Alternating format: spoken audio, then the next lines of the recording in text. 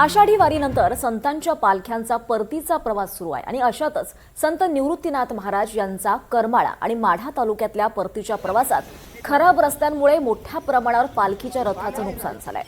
खड्ड्यातून रथाला मार्ग काढावा लागलाय, त्यामुळे अनेक ठिकाणी रथ अडकून पडल्याचं दिसतंय। यावेळी बैलगाडीऐवजी ट्रॅक्टरला जोडण्याची वेळ वारकऱ्यांवर आली आहे। त्यामुळे संतांचे पालखी मार्ग तरी तातडीने व्यवस्थित करा, नाहीतर पुढच्या वर्षी पालखी मार्ग बदलावे लागतील, असा इशारा दिंडी प्रमुखांनी दिला आहे।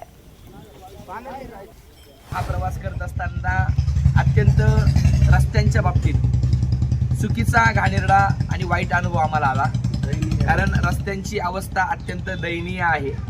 पिंपळनेर पासून, निमगाव पासून, त्यानंतर उपळवटे आणि केम हा रस्ता अक्षरशः मुक्या प्राण्यांचा जीव, त्यानंतर रथाचं नुकसान, वारकऱ्यांचे हाल, या सगळ्या गोष्टींना आम्ही पूर्ण त्रस्त झालोय।